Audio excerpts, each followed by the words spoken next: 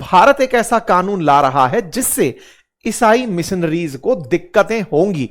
इस बात के लिए वो कानून सुर्खी में आता है और वो है एफसीआरए। तो आज हम आपको डिटेल में इस एफसीआरए एक्ट की चर्चा करने जा रहे हैं। एफसीआरए एक्ट 2.0 आ रहा है। टेक्निकली एफसीआरए एक्ट पहले से आया हुआ है, लेकिन सरकार इसके अंदर कुछ प्रावधान बदलने जा रही है। अगर कोई भी एग्जिस्टिंग लॉ है और उस एक्ट के अंदर अगर कोई परिवर्तन होगा, यानी कि फॉरेन कंट्रीब्यूशन रेगुलेटरी एक्ट जो है उसमें अगर कोई परिवर्तन होगा तो उसे भी सदन के माध्यम से ही लाया जाएगा। और ऐसे में जब सदन का रोल हो तो उस रोल के ऊपर इस समय दांवपेच चल रहे हैं। सुर्खियां बनती हैं कि भारत के अंदर मिजोरम सरकार और चर्चेस बॉडीज ने अपना मेमोरेंडम सबमिट किया है सेंट्रल को अगेंस्ट एफसीआरए एक्ट, यानी कि इनका मानना है कि आप जो प्रावधान लाने जा रहे हैं इससे हमें असुविधाएं होंगी। इन्होंने अपनी तरफ से मेमोरेंडम सरकार को दिया है। तो आफ्टर ऑल ऐसा क्या प्रस्तावित है इस कानून में जिसके चलते दिक्कतें हो रही हैं? इन दिक्कतों के चलते ही सत्ता पक्ष और विपक्ष भी आमने सामने है। विपक्ष का आरोप यह है कि सरकार ऐसा करके अल्पसंख्यकों को टारगेट करने का प्रयास कर रही है। अल्पसंख्यकों के नाम पर जो क्रिश्चियन सोसाइटी इंडिया के अंदर है उनको फंडिंग अगर विदेश से मिलती है तो मानवीय उत्थान, सेवा, चैरिटी के लिए अगर मिलती है तो उसमें गलत क्या है? यह हाल तब था जब बजट सत्र के अंदर यह एक्ट के अंदर संशोधन प्रस्तावित था, लेकिन तब यह नहीं आ पाया था। लेकिन मानसून सत्र अब चल रहा है और इस समय पर सरकार अपने प्रस्तावों में कि कौन से एक्ट आएंगे उसमें एफसीआरए एक्ट को लेकर चल रही है। तो ऐसे में अगर एफसीआरए एक्ट में संशोधन होता है तो उससे क्या क्या बदल जाएगा उसकी चर्चा करेंगे। जैसा कि नाम से ही स्पष्ट है, फॉरेन कंट्रीब्यूशन यानी आसान भाषा में विदेशी फंडिंग। आप देश में जब भी कोई एजिटेशन हो, आंदोलन हो, उन सब में एक शब्द बड़ा कॉमन सुनते हैं और वो है विदेशी फंडिंग का। विदेशी फंडिंग आफ्टर ऑल है क्या? विदेशी फंडिंग है कि आपने आंदोलन जारी रखा या आपने कोई कार्य किया, किसी ने आपकी इसमें सुविधा या सहायता दे दी। टेक्निकली भारत के बहुत सारे लोग भारत से बाहर रहते हैं और वो अपने देश में रेमिटेंसेस भेजते हैं। भारत में रेमिटेंसेस भेजना दुनिया में भारत को नंबर 1 पर रखता है, अर्थात विदेशों से संप्रेषित धन जो भारत को ही मिलता है उसमें भारत का नंबर 1 है। लेकिन क्या हो कि भारत में भेजा जाने वाला धन भारतीयों के द्वारा ना भेजकर या फिर भारतीयों के द्वारा कुछ देशद्रोहियों, समाज कंटकों या फिर उन लोगों के द्वारा देश में भेजा जाए जो देश की साख को नुकसान पहुंचाए, देश के अंदर विभाजनकारी तत्वों को बढ़ावा दे, देश विरोधी नारे लगवाए, देश की व्यवस्था को हिला दे। तो ऐसी स्थिति में इस विदेशी फंडिंग की प्रॉपर तरीके से जांच होती है। अब सवाल दूसरा है कि सर विदेशों से घर वालों को पैसा जब भेजा जाता है तो उसमें दिक्कत क्या है? क्या उसमें भी एफसीआरए लगता है? नहीं। देश की कुछ ऐसी संस्थाएं जिन्हें आप नॉन गवर्नमेंटल ऑर्गेनाइजेशन एनजीओज कहते हैं, सिविल सोसाइटीज कहते हैं, कुछ ऐसे संगठन जो लोगों की मदद करने के नाम पर बनाए जाते हैं, उनमें भी कई बार चैरिटेबल ट्रस्ट की तरह से जैसे अनुदान देश में दिया जाता है ऐसे विदेशों से भी अनुदान प्राप्त होता रहा है। और ये अनुदान जब भी अपने देश में कोई बड़ा आंदोलन हो तो उसके अंदर चर्चा में जरूर आता है, फिर चाहे किसान आंदोलन हो या इस बार जंतर मंतर पर हुआ छात्र आंदोलन हो। आप सभी ने छात्र आंदोलन को एक नजरिए से देखा था। छात्र आंदोलन में जो सबसे पॉइंट जरूरी थे वो आपने और हमने डिस्कस किए थे। चाहे सोनम वांगचुक का जबरदस्ती ले जाना हो, उस पर आप सबने और हमने मिलकर के कड़ी प्रतिक्रियाएं दी थी और कहा था यह गलत था। छात्रों को पीटना गलत था, छात्रों के ऊपर जिस तरह से लाठीचार्ज हुआ बहुत गलत था। आपने और हमने इस पर डिटेल व्याख्या की। लेकिन कुछ ऐसी हरकतें भी मीडिया में रिकॉर्ड हुई जो भी गलत थी, जिसमें पुलिस की गाड़ी तोड़ना हो, देश विरोधी तत्वों के द्वारा देश के खिलाफ नारे लगाना हो, सेना के खिलाफ नारे लगाना हो, प्रधानमंत्री को अपशब्द कहना हो। प्रधानमंत्री को अपशब्द कहना भले ही देश विरोधी शब्दों में ना काउंट किया जाता हो, लोगों की अभिव्यक्ति में माना जाता हो, लेकिन जिस प्रकार की चीजें देखी जा रही थी, जब भी देश के संसाधनों को, देश के रिसोर्सेज को हुड़दंगियों, दंगाइयों के द्वारा नुकसान पहुंचाया जाता है, तो ओवरऑल जो टैक्स पेड है, जिन लोगों ने टैक्स से देश की इकोनॉमी में कंट्रीब्यूशन किया है, उन्हें इस बात पर दुख होता है कि ये मेरा ही काम है। यानी आज देश की पुलिस को हुआ नुकसान हो, गाड़ियों की टूट-फूट हो या कोई भी आगजनी हो, वो भी आप ही का नुकसान है। जैसे बच्चों के पेपर लीक होना अपना नुकसान है, ठीक वैसे ही सरकारी संपत्ति का नुकसान हो रहा है, अभी वो भी अपना ही नुकसान है। उसे नुकसान जब होता है तो क्या इन्हें कोई भड़का रहा है? यह बात चर्चा में कब आई? जब कुछ इस प्रकार की तस्वीरें बाहर निकली जिसमें पुलिस की गाड़ी को तोड़ते हुए लोग, देश के खिलाफ नारे लगाते हुए लोग सुनाई दिए। कुछ ऐसी बातें भी बाहर आई, जैसे पन्नू का एक वीडियो वायरल हुआ जिसमें वो कहता हुआ पाया गया कि मेरी सीजेपी के साथ बात हुई है और उनको मैं $1 मिलियन दूंगा। बाय द वे, ये देश में कोई भी आंदोलन चल रहा हो, इसका वीडियो बाहर आ ही जाता है। यह वो व्यक्ति है जो देश को तोड़ने के नाम पर पंजाब को मिलाकर हिमाचल और इन सबसे खालिस्तान नाम के देश की कल्पना करता है। याद हो तो यह वही व्यक्ति है जिसके चलते अमेरिका ने भारत के साथ बहुत ज्यादा, मतलब एक तरह से कहिए, बुरा बर्ताव किया है। बुरा बर्ताव कैसे?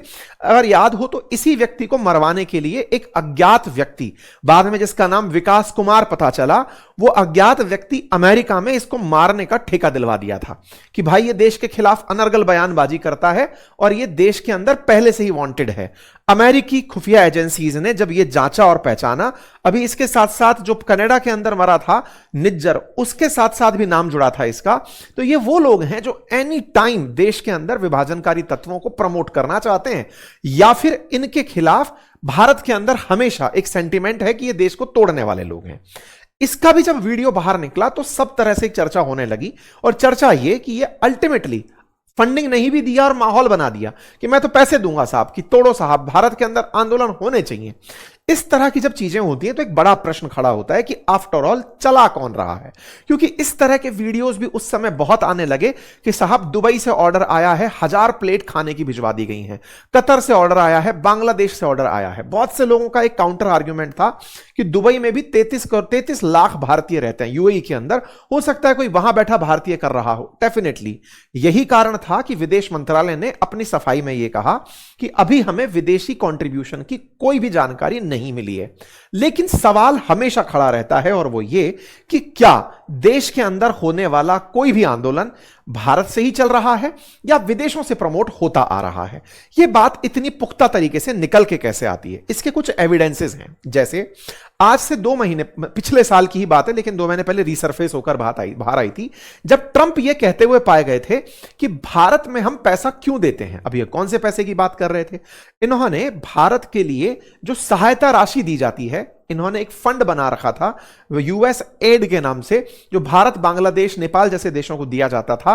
भारत में इन्होंने यह कहा कि वोटिंग रिफॉर्म के नाम पर हम इतना पैसा क्यों खर्च करते हैं। यह बड़ी सुर्खी देश के अंदर बनकर आई थी कि ट्रंप खुद बोल रहे हैं कि वोटिंग रिफॉर्म के नाम पर भारत में पैसा दिया जा रहा है। सरकार को दिया नहीं जा रहा तो दिया किसको जा रहा है? आपको याद है शेख हसीना जब बांग्लादेश से बाहर निकाली गई थी, उस समय उन्होंने बार बार डोनाल्ड लू पर आरोप लगाए थे कि जब बाइडेन का शासन हुआ करता था और वो ये कह रही थी कि बांग्लादेश में जो छात्र प्रोटेस्ट हुआ वो अमेरिकी फंडेड था। डोनाल्ड लू जो कि एक आइलैंड चाहते थे सेंट मार्टिन, वो ना दिए जाने पर भड़क गए थे। बाइडेन के कहने पर वो मांग रहे थे, लेकिन जब वो आइलैंड नहीं दिया गया तो छात्र एजुटेशन को फ्यूल किया गया, फंड किया गया, पूरी तरह से देश में अराजकता की स्थिति पैदा कर दी गई। और यह बात सच भी निकली जब यही छात्र आंदोलन जो बांग्लादेश में हुआ, इलेक्शन में जब खड़ा हुआ तो जनता का उन्हें सपोर्ट नहीं मिला। लेकिन जिस तरह से बांग्लादेश को पूरी तरह अराजक स्थितियों में डालकर मोहम्मद यूनुस को बिठा दिया गया, वो स्थितियां बताती हैं कि कहीं ना कहीं बांग्लादेश में अमेरिकी कंट्रीब्यूशन था। यह बात खुद ट्रंप जब बोल देते हैं कि हम भारत में पैसे क्यों देते हैं, हम वोटिंग रिफॉर्म के नाम पर कहां पैसा खर्च करते हैं, तो सभी के दिमाग में एक प्रश्न तैरने लगता है, और वो ये कि अल्टीमेटली क्या भारत के अंदर विदेशी कंट्रीब्यूशन आता है? विदेशी कंट्रीब्यूशन आता है या नहीं आता है? लेकिन यह चर्चा इन दिनों तेज इसलिए हुई जब धर्मेंद्र प्रधान का इस्तीफा हो गया कि सरकार ने उस कंट्रीब्यूशन का, चाहे जो भी हो, लेकिन अपने ऊपर आए हुए प्रेशर को वॉल्व से बाहर निकाल दिया कि ठीक है, गए धर्मेंद्र प्रधान। जो भी हुआ, हमारे देश के अंदर एक बढ़िया आंदोलन हुआ और उस आंदोलन का परिणाम देश अकाउंटेबल होकर देख रहा है। भारत सरकार पूरी तरह से अकाउंटेबिलिटी की तरफ बढ़ती हुई दिखाई दी कि हाँ ठीक है साहब, आपने कहा, हमने अपना नेता हटा दिया, लेकिन यह नेता पहले भी हटाया जा सकता था। लेकिन इस पूरी स्थिति में सरकार ने अपने आप को इस तरह से शाबाशी दिलाई कि नहीं, हम लोकतांत्रिक तरीके से, जब छात्र नहीं चाहते कि इन्हें रखा जाए तो हम हटा रहे हैं। चलिए, इस पर कभी ना कभी लंबे समय में विमर्श और डिबेट होती रहेंगी। बाद में कई एंगल से इस डिसीजन को देखा जाता रहेगा कि सरकार हारी थी या सरकार का मास्टर स्ट्रोक था, कॉकरोच जनता पार्टी को ही सारा क्रेडिट देना, सरकार का यह भी एक मास्टर स्ट्रोक था कि कहीं अपोजिशन में कांग्रेस, समाजवादी पार्टी, आम आदमी पार्टी या भीमसेना, इनको किसी प्रकार का क्रेडिट ना दिया जाए, तो जो पार्टी इलेक्शन में नहीं है उसे क्रेडिट दे दो, उसी से बात करो, तमाम बातें जो भी हो। लेकिन कुल मिलाकर देश में जो सबसे बड़ी चीज हुई वो ये कि हमारे देश ने जैन जी का एक ताकत देखा और ताकत के अनुसार देश में रेजिग्नेशन हो गया। सरकार खुद कई रिफॉर्म्स पर आ गई। अब तो ये सुर्खियां चलने लगी हैं कि सरकार भी अब अपनी जैन जी टीम बनाने की तैयारी में लगी हुई है कि इनसे बातचीत करने का, इनका तरीका पहचानने का क्या तरीका हो। चलिए, तो ये कुछ पॉइंट निकल कर आए। अब आज की कहानी पर लौटते हैं। लोकसभा के अंदर एक बिल प्रस्तावित है और वो बिल मानसून सत्र के अंदर प्रस्तावित है। मानसून सत्र 20 जुलाई से 13 अगस्त चलने वाला है। कुल 7 बिल यहां लाए जा रहे हैं। इनमें से एक foreign contribution regulation amendment act, that is FCRA amendment act 2026 है। और भी बिल हैं, समय आने पर इनका डिटेल डिस्कशन हो जाएगा। ये जो बिल आने जा रहा है FCRA फॉरेन कंट्रीब्यूशन अमेंडमेंट मतलब पहले से एक बिल था, उस बिल के अंदर अब कुछ सुधार किए जा रहे हैं।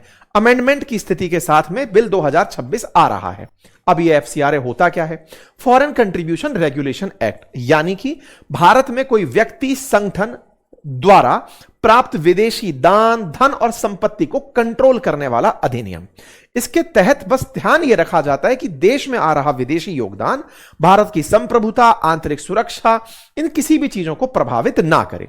FCRA एक्ट का जो असल उद्देश्य है वो यही कि विदेशी धन तो आए लेकिन उसमें प्रॉपर ट्रांसपेरेंसी हो, देश की सॉवरेनिटी का यानी संप्रभुता का उसमें ख्याल हो और डेमोक्रेटिक तरीके से अकाउंटेबिलिटी लाई जाए। अब ये विदेशी चंदा आता कहां से है, होता क्या है? तो कई बार विदेशों की सरकारें, विदेशी कंपनियां, विदेशी कई ट्रस्ट, अंतरराष्ट्रीय संगठन, विदेश में रहने वाले किसी व्यक्ति, वो अपना पैसा, सामान या सिक्योरिटी आर्थिक सहायता के रूप में जब डोनेट कर रहे होते हैं तो उसे विदेशी अंशदान कहते हैं। इसके तहत कौन कौन ले सकता है पैसा? तो उसमें NGOs ले सकते हैं, ट्रस्ट ले सकते हैं, कुछ सोसाइटी या सेक्शन 8 में अधीन कंपनीज ले सकती हैं, धार्मिक या चैरिटेबल संस्थाएं ले सकती हैं, कुछ शैक्षणिक संस्थाएं ले सकती हैं, सामाजिक और सांस्कृतिक संगठन ले सकते हैं। और वो जब रजिस्ट्रेशन ले लेते हैं, क्योंकि विदेशी फंड लेने के लिए आपको भारत सरकार के पास पहले रजिस्ट्रेशन कराना होता है और वो रजिस्ट्रेशन 5 साल के लिए ही वैलिड होता है कि साहब मैं 5 साल के लिए ये आपसे रजिस्ट्रेशन कि साहब मैं आपको बता रहा हूं कि मैं फला जगह से फंडिंग ले रहा हूं या फिर मैं विदेशी फंडिंग लेना चाहता हूं, ये मेरी डिटेल्स हैं, आप इन्हें चेक कर सकते हैं। इसके लिए बाकायदा सरकार ने बीच बीच में कई सुधार किए हैं। जैसे इन सभी जितनी भी NGO ट्रस्ट जो विदेशी फंडिंग लेते हैं, इनको दिल्ली के अंदर ही SBI में एक अकाउंट खोलना मैंडेटरी है कि आप SBI के अंदर अकाउंट खुलवाएंगे, ठीक है। एनीवे, तो फिर ये वाली चीज 5 साल में मैंडेटरी होता है। अब कौन नहीं ले सकता? तो उसमें कोई सांसद या विधायक फंडिंग नहीं ले सकता, चुनाव लड़ने वाला कोई उम्मीदवार नहीं ले सकता, कोई राजनीतिक दल नहीं ले सकता, कोई न्यायाधीश नहीं ले सकता, सरकारी कर्मचारी नहीं ले सकता, चुनाव आयुक्त नहीं ले सकता, इवन समाचार या न्यूज चैनल्स जो चल रहे हैं या करंट अफेयर्स की जो जानकारी दे रहे हैं उसके भी मालिक या संपादक, वो भी इस तरह का पैसा नहीं ले सकते। क्यों नहीं ले सकते? क्योंकि हो सकता है कि आपको फंडिंग दे करके देश में माहौल बदलने का प्रयास करवाया जा रहा हो। तो सरकार अब क्या लेकर आ रही है? तो देखो साहब, ये जो कानून है ना जिसके बारे में आप बात कर रहे हैं, ये 1976 में आया था, लेकिन इस कानून में अब जो परिवर्तन 2026 में आ रहा है, मतलब कि लगभग 50 साल बाद जो परिवर्तन आ रहा है, इसमें कुछ नए फ्रेमवर्क जोड़े जा रहे हैं।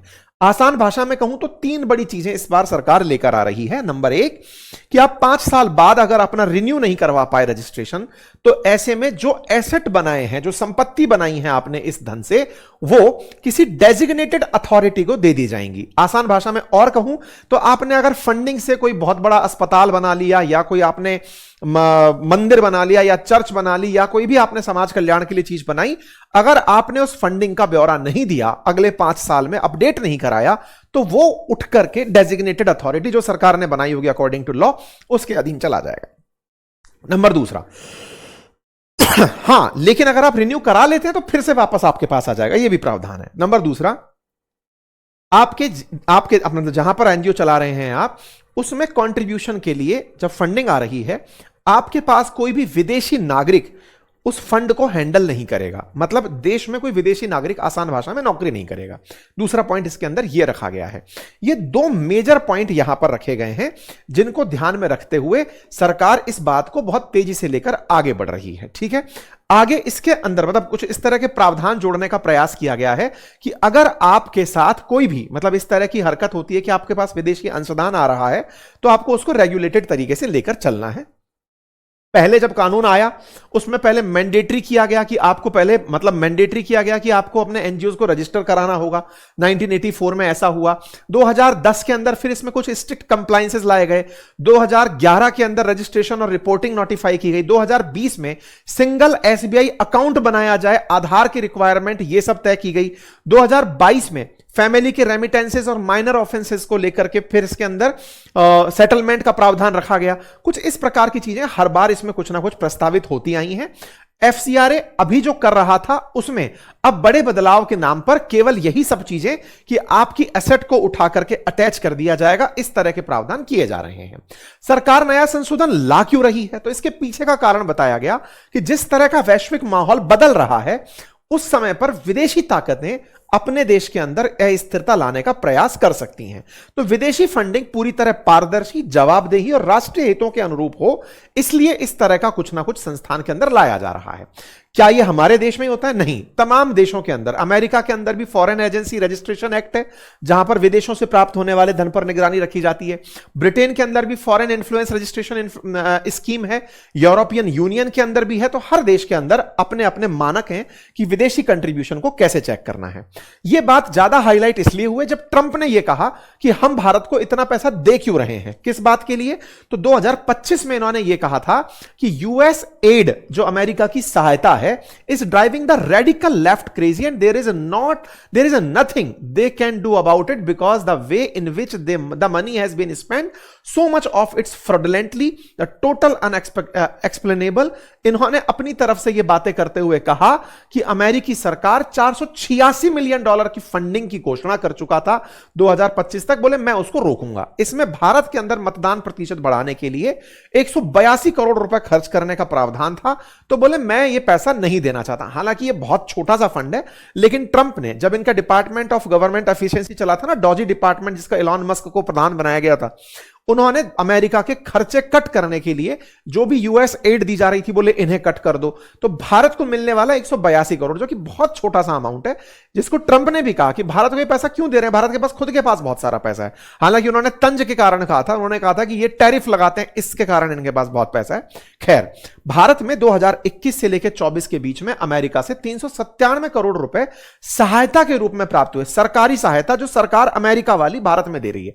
टेक्निकली भारत सरकार भी बहुत से देशों को, अफगानिस्तान, श्रीलंका, नेपाल, भूटान, इनको पैसे देती है अलग अलग सहायता कार्यक्रमों के तहत। अमेरिका भी ऐसे ही सहायता देता है। अमेरिका से 397 करोड़ रुपए जो प्राप्त हुए, उनमें से मेजर अमाउंट 255 करोड़ रुपए जो the Tibet fund Dalai Lama central Tibetan relief committee यानी तिब्बत वाले जो लोग हैं उनके लिए था। ऐसे ही 26 करोड़ केयर इंडिया सॉल्यूशन के लिए, ऐसे ही 26 करोड़ पैलिडियम इंटरनेशनल के लिए, 28 करोड़ प्रथम एजुकेशन फाउंडेशन के लिए, 18 करोड़ रूम टू रीड नाम के एनजीओ के लिए, 16 crore council on energy and environment water के लिए था। मतलब अमेरिका ने बीते 5-4 सालों में 2021 से 24 के बीच में जो फंड दिया उसमें से मेजर तिब्बतन लोगों के लिए था। इसमें चुनाव के लिए पैसा नहीं था, लेकिन ट्रंप है जो कुछ भी बोल जाते हैं। अगर हम और पीछे चलकर देखें 2001 से लेकर अब तक, तो अमेरिका ने देश में 29,000 करोड़ रुपए भारत में खर्च किए हैं, $2.9 बिलियन। ठीक है, अब ये तो 2.9 बिलियन डॉलर इन लोगों ने खर्च किए हैं। आसान भाषा में कैलकुलेशन में 29,000 करोड़ के आसपास खर्चा किया है। और ये जो खर्चा इनका हुआ है ये अलग अलग सरकारों में, जैसे यूपीए सरकार के समय पर बढ़ करके ज्यादा हो गया था, $172 मिलियन चला गया था। एनडीए गवर्नमेंट के टाइम पर नीचे आ गया, फिर 2021 के अंदर ये बढ़कर के एनडीए सरकार के समय पर $228 मिलियन तक पहुंच गया था। अभी रिसेंटली 2024 में $152 मिलियन के आसपास फंडिंग चली गई थी। ये जो फंडिंग भारत में देते हैं उसमें हेल्थ एंड पॉपुलेशन पर सबसे ज्यादा खर्चा 1.6 बिलियन यानी 16,000 करोड़ के आसपास खर्चा होता है। ये इनकी जो सारी की सारी मैं आपको ये बता रहा हूं, जानकारी दे रहा हूं, ये भारत सरकार ने जब ट्रंप का बयान आया तो यूएस की एम्बेसी से जवाब मांगा कि भाई हमें बताओ कि आप हमारे देश में कहां पैसा खर्च कर रहे हो, हमें तो जानकारी हो। तब यह वहां से कुछ जानकारी निकल कर आई कि देश के अंदर जो अमेरिकी फंडिंग है वो कहां कहां खर्च होती है।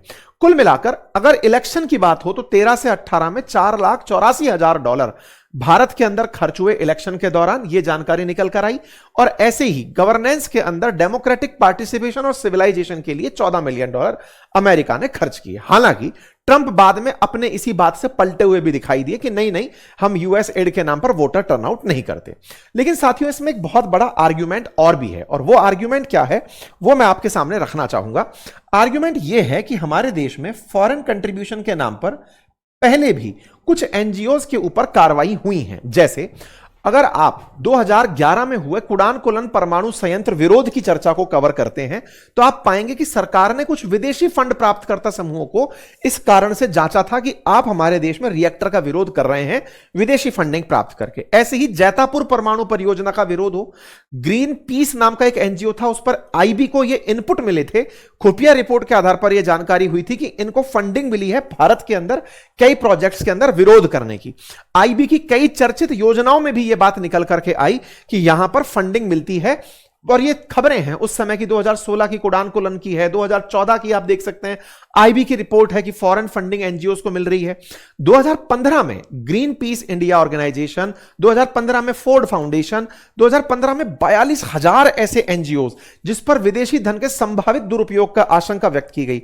15-16 के अंदर लगभग 8800 एनजीओज, 2016 में लॉयर्स कलेक्टिव, 2016 में सबरांग ट्रस्ट तीस्ता सीतलवाड़ वाला, 2017 के अंदर कंपनसेशन इंटरनेशनल, ऐसे तमाम ऑर्गेनाइजेशन, 18-20 के अंदर एमनेस्टी इंटरनेशनल, 2020 के अंदर 2021 में ऑक्सफैम, ये तमाम वो ऑर्गेनाइजेशंस रहे जो देश में अपने आप फंड जो प्राप्त कर रहे थे। इनके फंडों को सरकार ने संदिग्ध माना कि आप इस फंड का उपयोग हमारे देश में कुछ दुरुपयोग कर रहे हैं। टेक्निकली ये कुछ ऐसे ऑर्गेनाइजेशंस भी थे जिनका जो फ्रंट फेस था, जैसे एमनेस्टी इंटरनेशनल देश में हो रही कोई भी मानव अधिकार की हनन की घटना है उसको कवर करता था।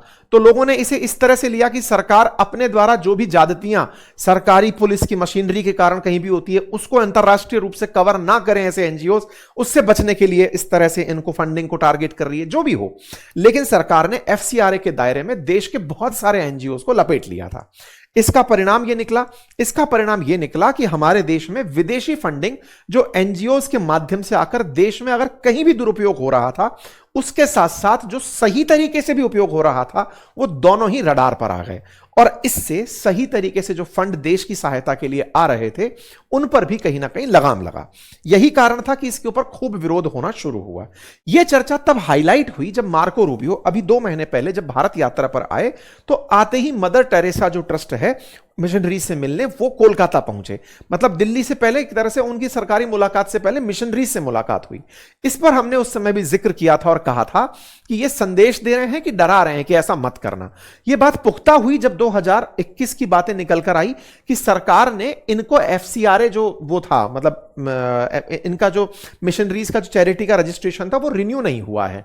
2022 में निकल कर आया कि 5000 ऐसे एनजीओ हैं जिसमें मदर टेरेसा मिशनरी का नाम भी है, जिनका एफसीआरए लाइसेंस रद्द हो गया है।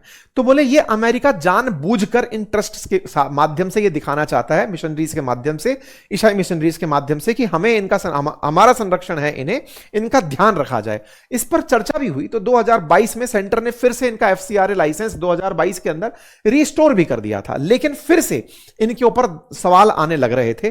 तो ऐसे में मार्को रूबियो जब आए और यहां की यात्रा किए तब यह माना गया कि कहीं ना कहीं इनका उद्देश्य यह संदेश देना है कि ईसाई मिशनरीज को अमेरिका समर्थन देता है। ट्रंप के बारे में कहा भी जाता है कि वो क्रिश्चियनिटी को वर्ल्ड वाइड कहीं पर भी सपोर्ट करना चाहते हैं। जिस तरह से चर्चा होती है ना कि प्रधानमंत्री मोदी मतलब हिंदूवादी राष्ट्र नेता के रूप में दिखना चाहते हैं, ट्रंप अपने आप को अमेरिका के अंदर दिखाना चाहते हैं कि कहीं पर भी ईसाइयत की बात हो रही हो तो मुझे सबसे पहले देखा जाए। मतलब व्हाइट सुप्रीमेसी के साथ साथ वो प्लस में ये वाला पॉइंट भी अपना चारों तरफ से लेके चलते हैं। कई बार आपने देखा होगा उनका कि वो पोप के केस में खुद को पोप बनाकर दिखाते हैं, मुझे देखो मैं पोप की तरह दिखता हूं। तो कई बार उनकी चर्चाएं उस तरह से भी व्यापक निकली हैं। इस बात को और हवा मिली 2026 के ही 15 जून को, जब यूएस लॉ मेकर्स ने यह आवाज उठाई कि इंडिया एफसीआरए एक्ट के अंदर संशोधन लेके आ रहा है जो कि ठीक नहीं है। बाई पार्टीशन था, दोनों पार्टी की तरफ से लोग निकल कर आ रहे थे और कह रहे थे कि नहीं ये सब ठीक नहीं है। कुल मिलाकर के फंडिंग में जो भारत चीजें करने जा रहा है उससे इन सब में जो भी दिक्कत हो रही है उनको अब सरकार प्रचार में ऐसे कहती है कि साहब हमारा तो बीजेपी कर रही है इस तरह का कि विदेशी फंड से बनी संपत्तियों पर हम निगरानी रखेंगे, विदेशी नागरिक एनजीओ के प्रमुख पद पर नहीं रह सकेंगे और धर्मांतरण और राष्ट्र विरोधी गतिविधियों के लिए विदेशी फंड का इस्तेमाल नहीं कर सकेंगे। ये बातें क्यों निकल कर आई? ये बातें इसलिए निकल कर आई क्योंकि 2026 के अंदर अप्रैल में ईडी ने कुछ ऐसे क्रिश्चियन मिशनरीज को कैश विड्रॉ के लिए टैग किया जो कि डेबिट कार्ड से फंड निकाल करके माओवादी क्षेत्रों में पैसे बांट रहे थे। 1000 ऐसे विदेशी debit card, foreign debit card, जिनसे 95 करोड़ रुपए निकाले गए इंडिया में और उन्हें माओवाद प्रभावित क्षेत्र के अंदर डिस्ट्रीब्यूट किया गया। यह 2026 की घटना है। फिर यह बात उठा करके ईडी ने सीबीआई को सौंप दी। इसमें एक अमेरिकी ईसाई मिशनरी संगठन था द टिमोथी इनिशिएटिव, उसने विदेशी डेबिट कार्ड्स के जरिए भारत में 93 से लेकर 95 करोड़ रुपए विड्रॉ किए और ये बिना किसी एफसीआरए की अनुमति के एटीएम से निकालकर उन क्षेत्रों में बांट दिए जो नक्सल प्रभावित थे। इसके बाद इस पर जांच भी बैठी। इस तरह की जो जांचें हैं, ईडी ने इसकी बात को सीबीआई से भी शेयर किया। यह जुलाई 2026 की खबर है। ऐसी और भी खबरें हैं जिसमें रिलीजियस कन्वर्जन को लेकर पंजाब में जनवरी 2025 की खबर निकल कर आई धर्मांतरण के चलते। 2 महीने पहले ही पैसों के लालच में धर्म परिवर्तन, ये वाली बात भास्कर ने ग्राउंड रिपोर्ट में जाकर के निकाली कि ऐसा हो रहा है। धर्म परिवर्तन उदयपुर के अंदर भी बेनकाब हुआ, जहां 100 परिवारों को ईसाई बनाने की तैयारी थी, जिसके चलते 6 पादरियों सहित 11 को डिटेन किया गया। तो हमारे देश में धर्म परिवर्तन के नाम पर इस तरह से जो ईसाई मिशनरीज का इस्तेमाल हो रहा था, टेक्निकली उन्हें भी इससे टारगेट किया जा रहा है। अब अगर ऐसा होता है तो निश्चित ही ईसाई मिशनरीज इसका विरोध में भी उतरी हैं कि साहब हम उस फंडिंग से लोगों का भला भी तो करते हैं। तो जो फंडिंग से भला होता है वो भला वर्सेस ये जो काम कर रहे हैं, इन दोनों की असल में बहस छिड़ी हुई है। अभी इन दिनों आए दिन ये खबर बनती है, जैसे अभी इसी महीने की खबर है कि 6 लोगों को रिलीजियस कन्वर्जन के आधार पर गिरफ्तार किया गया है। तो सरकार एक बिल लेकर आ रही है जिसका उद्देश्य प्रथम दृश्यता कि इस पैसे का उपयोग धर्मांतरण में ना हो, देश विरोधी ताकतों के साथ इसका इस्तेमाल ना हो। लेकिन इसका एक आयाम और भी है जो कि आपको पता रहे, वो ये कि कई बार ये फंडिंग जो होती है वो देश के अंदर कई प्रकार की सहायता भी दे रही होती है। कई बार ऐसी सिविल सोसाइटीज, कुछ एनजीओज, जैसे देश के अंदर बिल गेट्स मिलिंडा फाउंडेशन बहुत सारा पैसा खर्च करता है। देश के अंदर बहुत सी ऐसी योजनाएं हैं जो विदेशी अनुदान से चल रही होती हैं। बहुत सारी ट्रस्ट अपना पैसा देश के अंदर बहुत सारी एड में लगा रहे होते हैं।